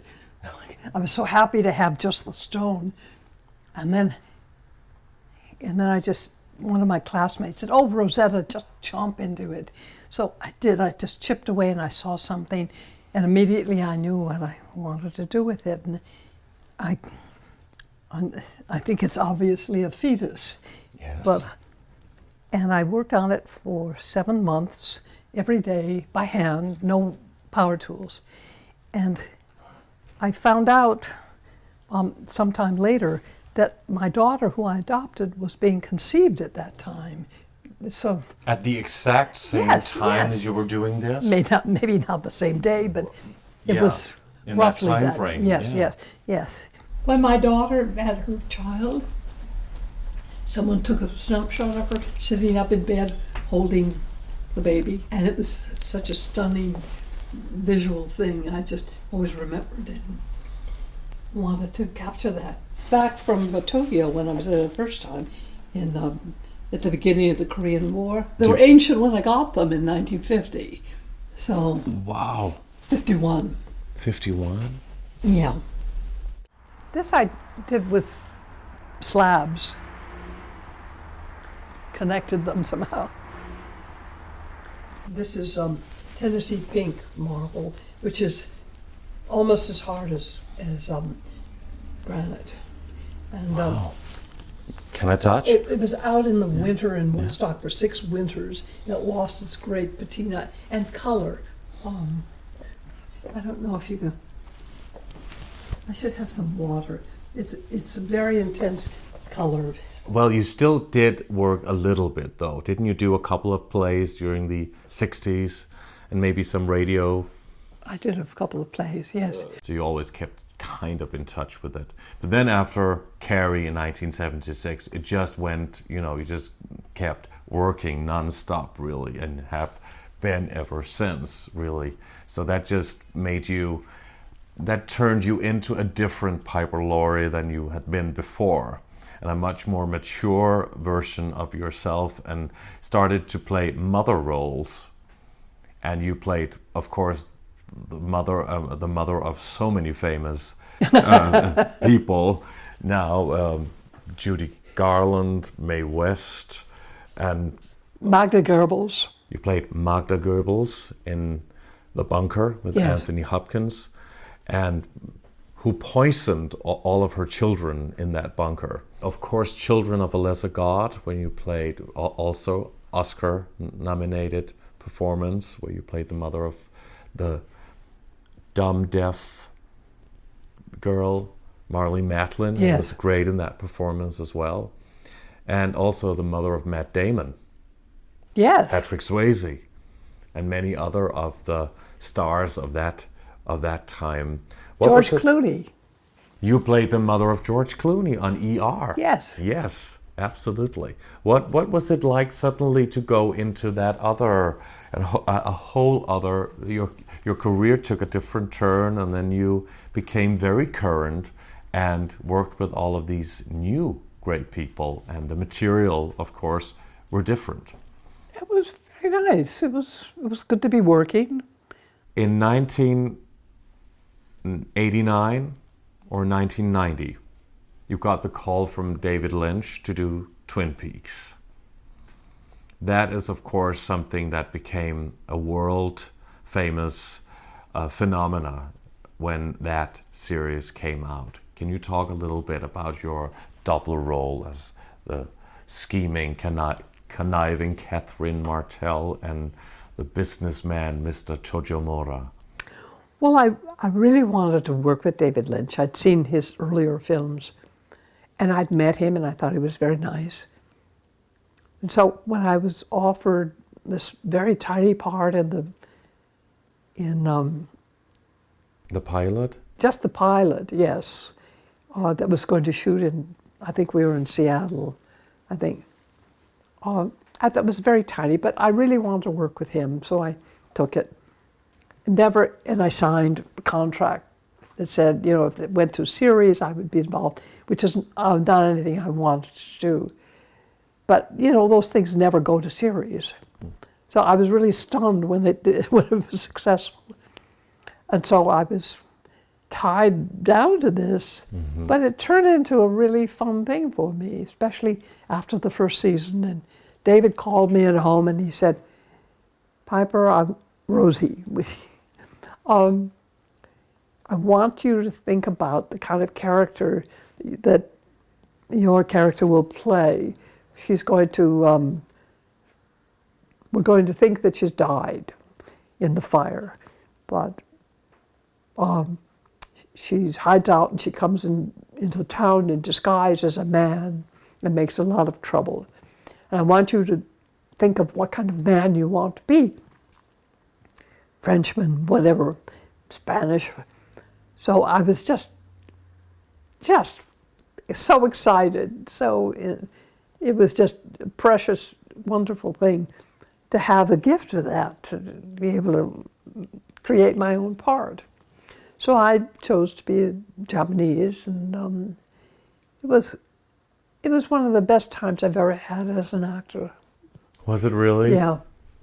That must have been so much fun to have that freedom and also to be part of such a great success. You won the Emmy for Promise, and you won the Golden Globe for Twin Peaks. Right. This is some of your awards. Yes, that's the Golden Globe and Hasty Pudding Club at Harvard named me Woman of the Year. That was a great day.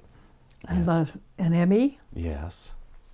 and various lovely cinematic awards. Yes, and the Golden Globe was obviously for Twin Peaks. The Emmy was from Promise, the film Promise, I believe. You're better at this than I am. Great. Twin Peaks as a television Yes. show, it kind of changed television very much, and also movies in a way, because David Lynch also went on to make some more incredible movies. And a lot after of television shows, they all started imitating that style. Exactly.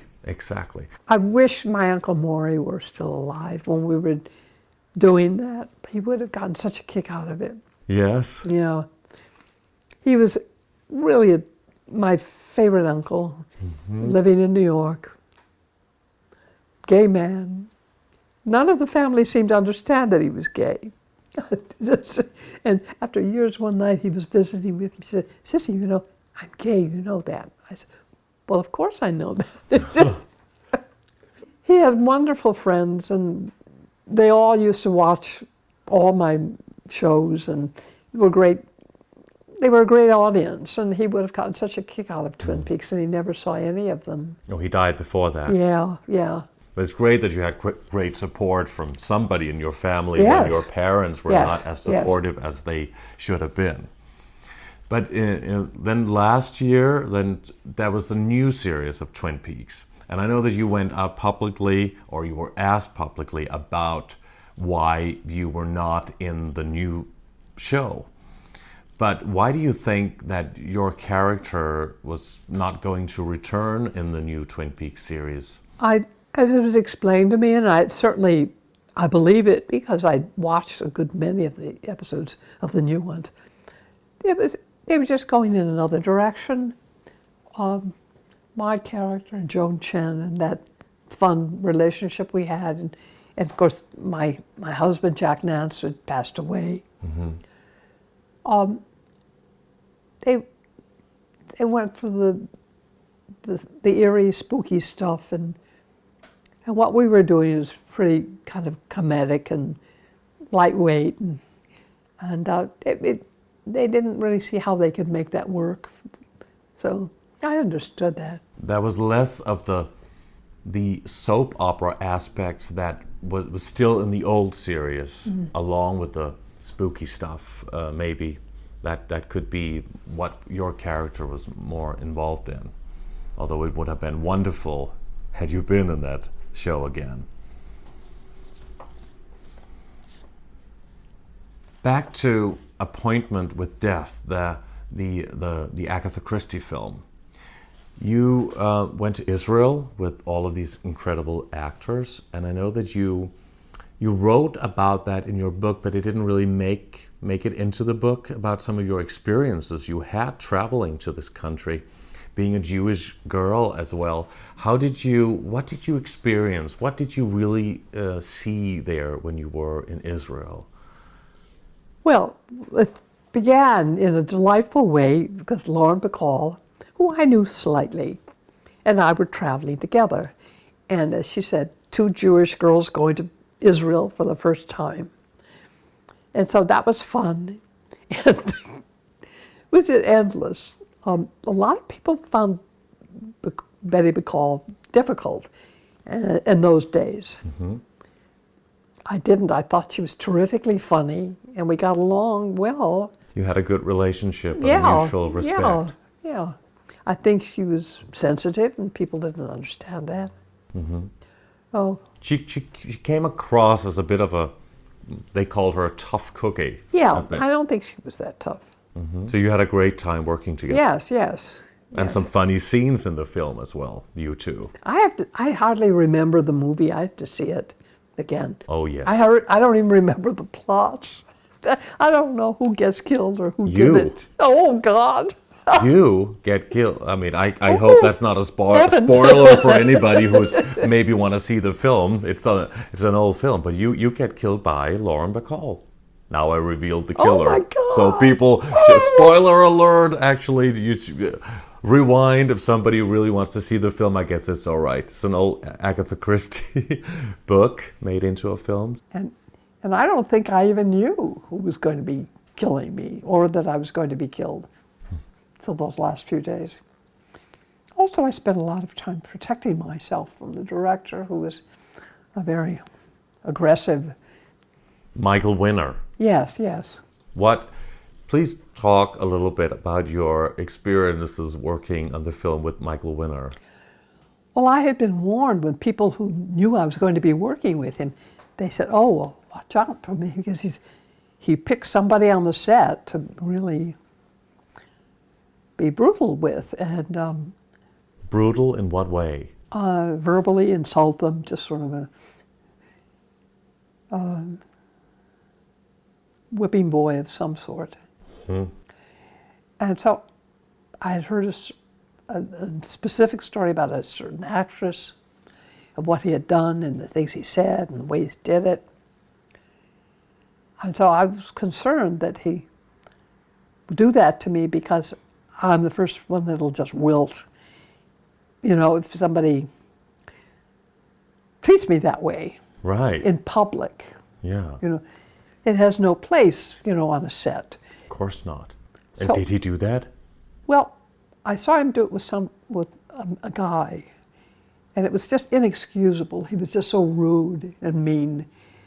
And so early on, I started developing a persona, another character that was very bold and aggressive and insensitive. And I really threw him off balance, and he didn't, I would say, outrageous things in front of the whole set, you know, and the crew. What would you say? Well, like we were on the desert, and the camera was far away, and so was the director.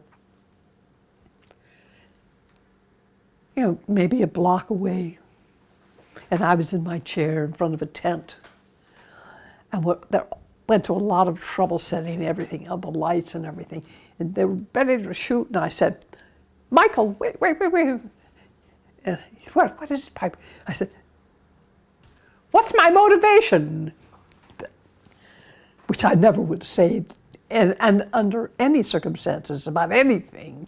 It was just You didn't normally say or do that. Yeah, sort of a cliche, you know, of an Yes. actor's studio, Yeah. some method, whatever. Mm-hmm. And he took it quite seriously. Well, and he stopped everything. And he came up with something that was sort of stupid. I said, thank you. Okay. And you kept doing that to him during the whole shoot, a little bit like that? Yes. So you were never too accommodating? No, I was, no. So you never had any problems with him? No, I didn't. And later on, he came to this country and he took me to lunch, and he wanted to produce the one-person play I was touring with playing Zelda Fitzgerald. Mm-hmm. He wanted to do it in London. He wanted to produce it. Yeah. He was. So all was fine? Yes. Yeah. Have you ever done that before to other people that you felt a little bit No, uncomfortable no. with or wasn't sure about? No. But that character you play in that film is very much like that. Well, yeah. So probably it made it easier. Yes. When you were in Israel and you saw what, did you see what was going on with the conflict in the country there while you were shooting the film? Wasn't quite as bad then, but it was certainly there. Mm-hmm. And the Palestinians were being treated badly. And together with Peter Ustinov, I had a connection with the diplomats from our country who invited me to stay with them when something happened at the hotel and I needed to stay somewhere else, and they invited me to stay with them. Mm-hmm. But they used to have events where they were, and also we would take trips. And so we got to spend a lot of time with Palestinians. Right. And Which was unusual for Yes. Americans, especially being Jewish, I guess. And I always invited Ustinov and the whole crew, the cast, to come. Mm-hmm. Maybe, definitely, Ustinov was always there, and maybe 2 or 3 others. There was a dinner once in a home, a Palestinian home, very modest one, and good food. Peter Ustinov came along, spent the evening. Did you see a different side of the story than what we are being told in the media? Or was it interesting to be more close to the situation from a different point of view there?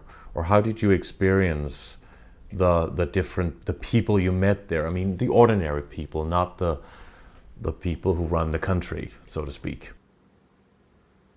It was very easy to see how everyone was eager to interact, and what they were getting along really well. So many things have happened since then over the years. The building of all the homes, the new homes. It's just bewildering to me. I have no idea what's going to happen in this world.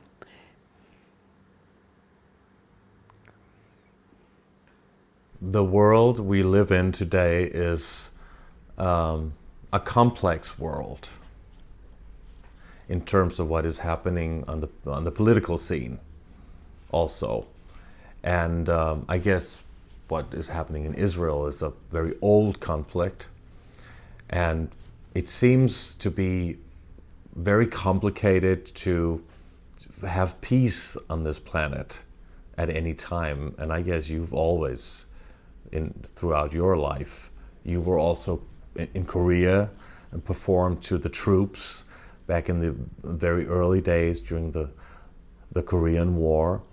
And I guess that there's just always some kind of conflict in this world, and it's very difficult to actually get what we all want, most of us at least, world peace. What are your thoughts on that? Have you ever been involved or interested in politics, or say understanding or knowing more about what is going on in the world? I'm always wanting to know more about it, but never wanting to be a part of politics. Mm-hmm. Maybe I'd feel differently if I were younger, but my hat is off to the people who have the energy and the will to pursue good things. Mm-hmm. In 2017, you did 2 films. Yes. And 2 films that are coming out this year, 2018. One is called Snapshots, and one is called White Boy Rick. Yes. Or is that a working title, or is it going to be? No, I think they'd love to keep it. Mm-hmm. It's a true story. It's the story about this 14-year-old boy in Detroit who was asked to be an undercover drug agent for the FBI. And he was very successful, too successful, and ended up going to prison. Mm. And he's been in prison now for 30 years. So it's a real story about somebody still alive? Yes. And I played his grandmother, and Matthew McConaughey plays his father, and Bruce Dern plays the grandfather. A lot of people in this movie. I just looked at the cast. It must be 500 people in that cast. Really? Wow, that's a major production. Yeah. Was it fun to do? Some of it was, yeah. Okay. The director was Jan Demange. This was his first American film. Mm-hmm. He did a French movie not too long ago. They got lots of awards. The title of it is it's one word, and it slipped my. I had to fly to Cleveland, which was masquerading as Detroit. Okay. Yes. 3 times. Spent a week or so each time, then came back, and a few weeks later I'd go back again. Mm-hmm. So there was a lot of flying back and forth. They promised that they were going to write more material for me to play. and that didn't really happen. Okay. So we did some improvisation, out of which I don't know what they'll use. So you don't know the size of your part really in the film? No. And how about snapshots? You play also the grandmother. It's three women. It's a story about three women, right? Yes. The grandmother, the mother, and the daughter, granddaughter. Yes. Can you tell us a little bit about that film and when it's coming out?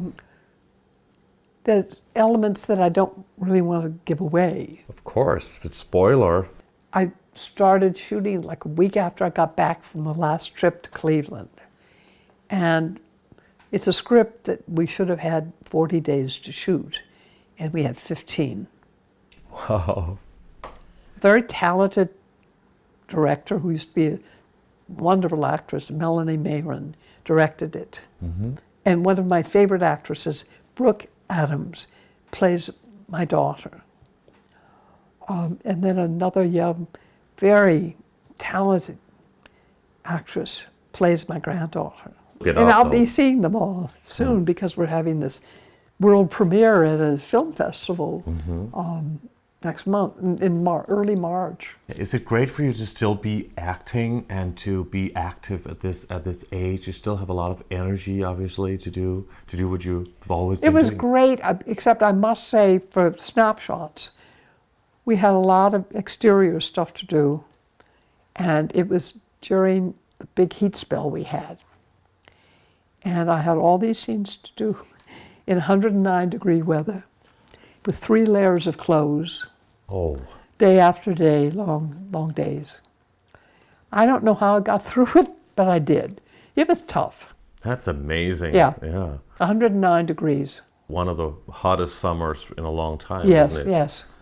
In 1979, you did a very memorable film, wonderful performance, Tim, in Australia. Yes. With Mel Gibson. Yes. That is a very wonderful and very touching, moving story of this little bit more mature woman and this very young guy who fall in love. Can you talk a little bit about your memories in Australia doing this film with Mel Gibson?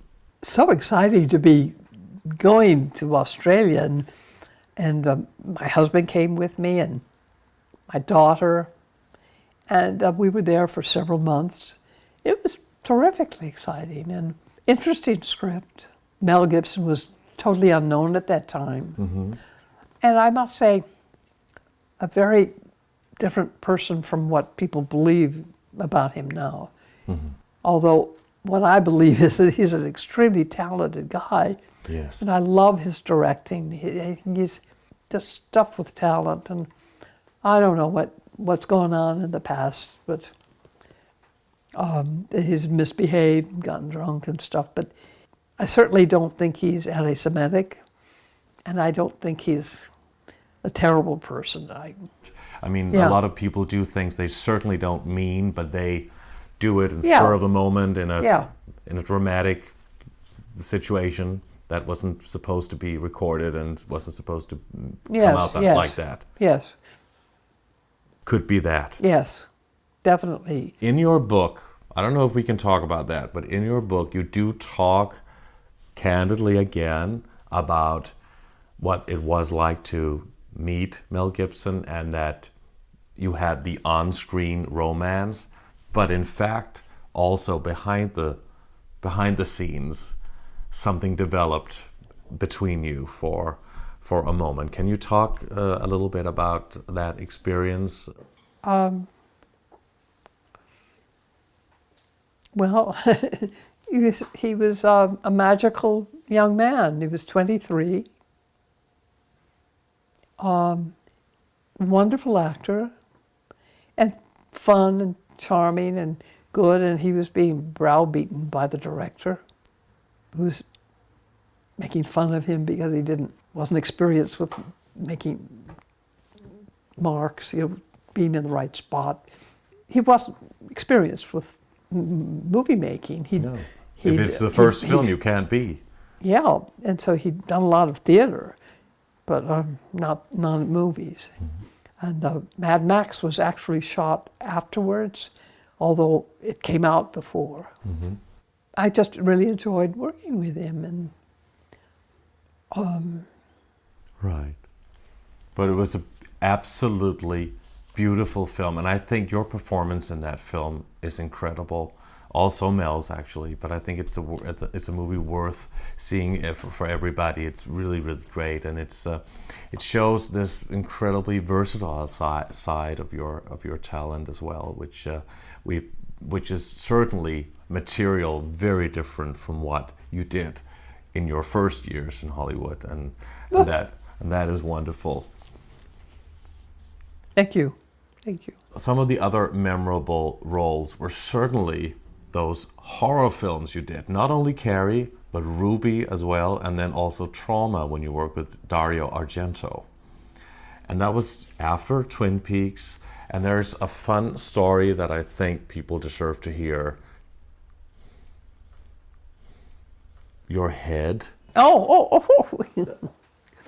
It was a strange coincidence that my ex-husband visited the set in, I don't remember what state we were in.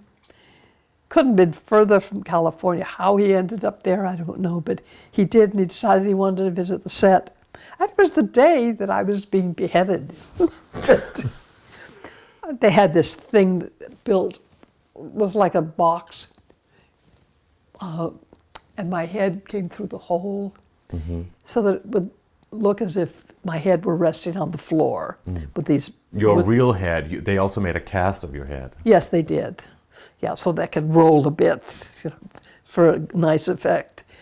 But they had to have a shot of my head making some sort of grotesque look. And also after my head falls off, I talk. You keep talking? talking? My head is on the floor and I'm talking. Yes. And so my ex-husband arrived for that scene. Mm-hmm.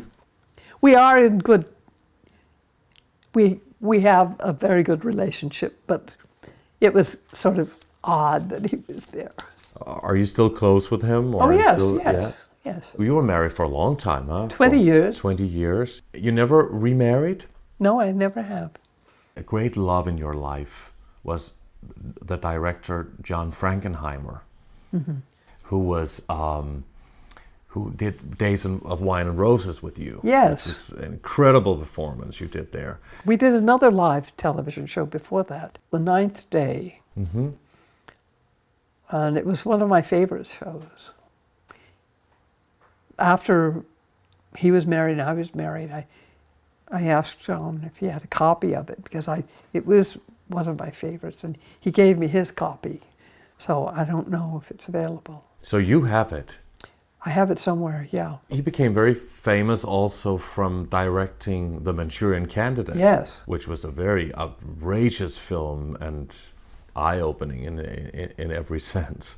Did you maintain a friendship with him over the years? I don't know if you could call it friendship.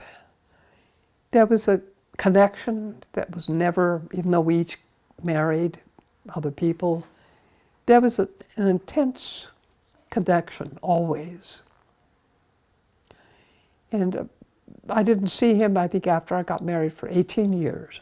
Mm-hmm. That was the first time. But it was a very huge moment for both of us. Mm-hmm. And every time we do meet, and with years go by, that connection is there. You know, it just is. Very intense. That's what movies are made of sometimes. Years ago when we met, you had a fun story. You told me a fun story about working with Swedish actress Vivica Lindfors. Yes. And I thought that would be fun to mention, because that was something you said you had experience with James Woods as well. And I'd love it if you would tell the Vivica Lindfors story. Well, we were both mature, and we were asked to fly to Chicago to do, maybe it was live, radio show of No Exit.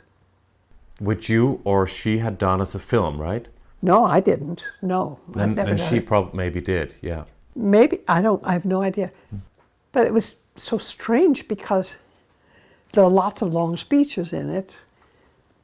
But we broke for lunch and she came back and she seemed a little disoriented. And then we started to record again. And then she started improvising her speeches and going on and on and on. And we were on the radio and I couldn't say, well, what are you doing? What are you doing? And then when we figured she was finished, we'd go on with the rest of the play. But it happened several times. So she would invent her own stuff? Yes. It became part of that radio show? Yes, yeah. Have you ever done that?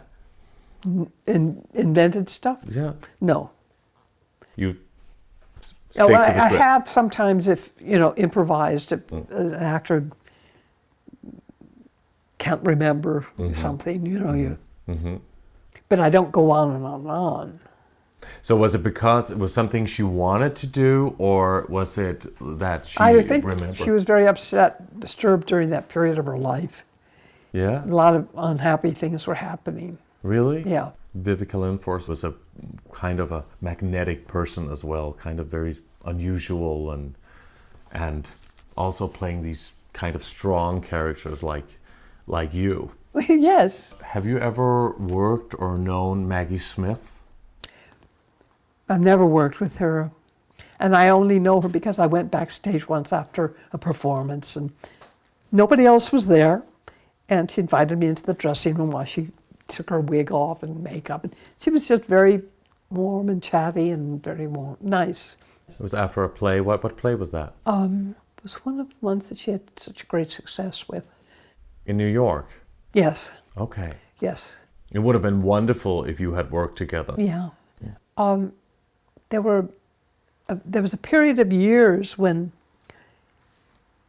I would get offered a show to do in England, television or a movie, and the British whatever would not allow it because I was an American actress. They wanted British people to take those parts. It was unfair because at that time any Brit could come and work here. Yes. So there were, and every part I was offered that they wouldn't let me play was eventually played by Maggie Smith. Really? Yeah. Have you ever played a character with a British accent? Yes. You have? Yeah. So that would have been easy for you to do that. The Brits are very good at doing English, American accents. Yeah. But, if you work at it, it's not impossible. Of course not. To go the other way. Yeah. Is there anybody else that you have met? I mean, I've seen a picture here with Clark Gable, and you have many incredible encounters with all of these legendary people. Are there some you can mention that stand out or were particularly fascinating for you to either work with or meet? Oh, it would be pointless if I met him because I would just revert to my childish sort of chin on the chest. But, and he's not going to be acting anymore anyway, but he's just a wonderful actor. Who would that be? Daniel Day-Lewis. Oh. And he's so beautiful too. Wow, is that a favorite of yours? One, yes. You've I met have him? many. But of all the people you have met, is there anybody I guess you've met so many during your life and also many people you have worked with. Is there anybody you can say is a particular favorite of yours? I couldn't say. If you could mention 3 films that you've done over all of the 70 years almost that you've done films. Is there, say, 3 or 4 you can say is your own personal favorite? It's very hard to do that because you get confused between audiences' acceptance and awards and that sort of thing. And it sort of trains you to like it. Right. You know, it's Is it rewarded possible? you somehow afterwards in a way. Mm-hmm. But so it's very hard for me to not say the ones that I've been nominated for. Mm-hmm. So The Hustler, I can't seem to separate Carrie, them. Yeah. but those were incredible and memorable performances. So Yeah. no wonder. I say again, The Grass Harp. I think that was also That was a lot of fun making that. Mm-hmm. I wish more people had seen it. Yes. It's such a nice story. After that, you did A Christmas Memory, which was I hated that. Well, I had to reverse characters. Yes. I played the other sister, Yes. and in a script that didn't really give me that much to do. Patty Duke Patty played. played my character. Yes. Yeah. Oh, you didn't like playing that one? I didn't. Oh, that was one of your tough women again. Yeah. I did it because the director was a friend of mine and good director, and he's given me a lot of work. Oh, that's wonderful. Is there anything you would like to say or share with us in this interview that you think would be wonderful for people to know about you, or anything that you can share? I need desperately to pee. That's the best line I've heard in a long time. Oh wow! How would you like to be for people to remember you?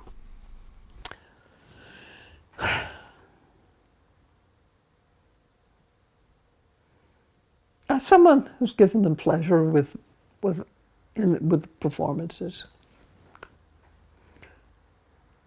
I also want my daughter to remember me as